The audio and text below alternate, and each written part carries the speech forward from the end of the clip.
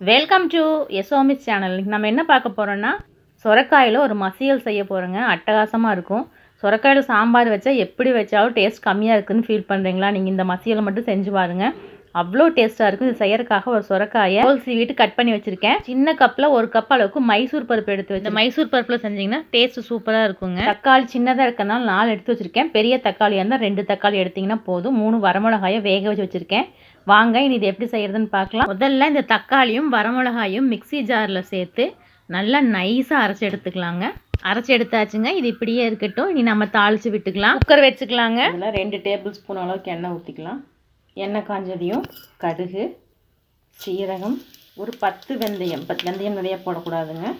இப்போ இது பொரிஞ்சதையும் 50 கிராம் சின்ன வெங்காயத்தை 2ஆக கட் பண்ணி வச்சுருக்கேன். அதை சேர்த்துக்கலாம். வெங்காயம் கண்ணாடி பதம் வதங்கினா போதுங்க. ஏன் 3 பச்சை மிளகாயை கீறி வச்சுருக்கேன் முழுசாக, அது சேர்த்துக்கலாம். 2 ஆறுக்கு கறிவேப்பிலை.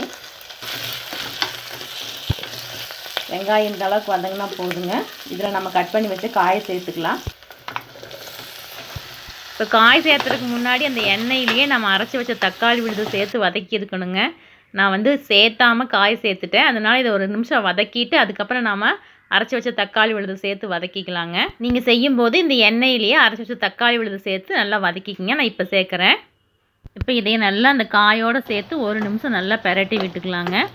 பாருங்கள், நல்லா ஒரு நிமிஷம் வதக்கியாச்சு. பச்சை வாசனை போயிடுச்சு. இப்போ இதில் பெரிய தக்காளி 2 தக்காளி கட் பண்ணி வச்சுருக்கிறேங்க, அதை சேர்த்துக்கலாம். மொத்தமாக 4 தக்காளி அளவுக்கு கணக்குங்க. பாருங்கள், நல்லா வதக்கியாச்சு. இப்போ துவரம் பருப்பு நல்லா களைஞ்சி வச்சுருக்கேங்க, அதை சேர்த்துக்கலாம். இப்போ கலந்து விட்டு உப்பு போட்டுக்கலாங்க. 1/4 ஸ்பூன் மஞ்சள் தூள் சேர்த்துக்கலாம். காரசாரமாக சுருக்குன்னு இருந்தால் நல்லா இருக்குங்க. 1/2 ஸ்பூன் சாம்பார் தூள் சேர்த்துக்கலாம். உங்களுக்கு நல்லா சுருக்குன்னு வேணும்னா 1 ஸ்பூன் அளவுக்கு சேர்த்துக்கோங்க. நம்ம மிளகாய் அரைச்சி போட்டிருக்கோம், பச்சை மிளகாய் சேர்த்துருக்கோம், சுருக்குன்னு இருக்குங்க. இந்த சொரக்காய் கொஞ்சம் இனிக்கும், அதனால் கொஞ்சம் காரம் சுருக்குன்னு இருந்தால் தான் சூப்பராக இருக்கும். இப்போ இதில் ஒரு 2 டம்ளர் அளவுக்கு தண்ணி ஊற்றிக்கலாங்க. பருப்பு போட்டிருக்கோம், சொரக்காய் மட்டும் சேர்த்துருந்தா ஒரு 1/2 டம்ளர் தண்ணி ஊற்றினா போதும்.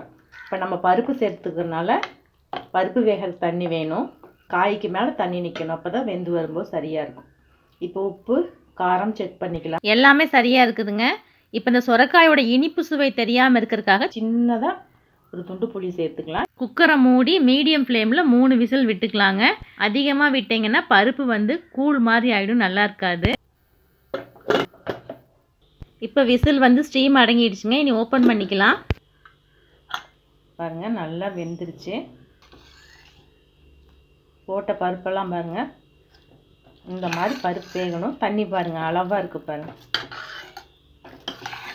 மண் சட்டிக்கு மாற்றி கடைஞ்சிக்கலாங்க. மண் சட்டிக்கு மாற்றிக்கலாங்க. இப்போ மேஜிக் டேஸ்ட்டுக்காக மேஜிக் மசாலா பொடி சேர்த்துற மாதிரி இந்த கடையலுக்கு மேஜிக் டேஸ்ட் கொடுக்கறதுக்காக 1 ஸ்பூன் அளவுக்கு வறுத்த வேர்க்கடலை பொடி சேர்த்துக்கலாங்க. கட் பண்ண மல்லித்தலை. பருப்பு மத்து வச்சு உங்களுக்கு எந்த அளவுக்கு காய் வெந்திருக்குதோ அதுக்கு தகுந்த மாதிரி கடைஞ்சி கொடுங்க. ரொம்ப போட்டு கடையக்கூடாது, வலுவலுன்னு கடையக்கூடாது. சூப்பராக ரெடி ஆகிடுச்சு. இந்த மாதிரி சொரக்காயும் பருப்பும் போட்டு நீங்கள் இந்த மசியல் பண்ணி பாருங்கள், அட்டகாசமாக இருக்கும். நீங்கள் செஞ்சு பார்த்துட்டு அப்புறம் சொல்லுங்கள்.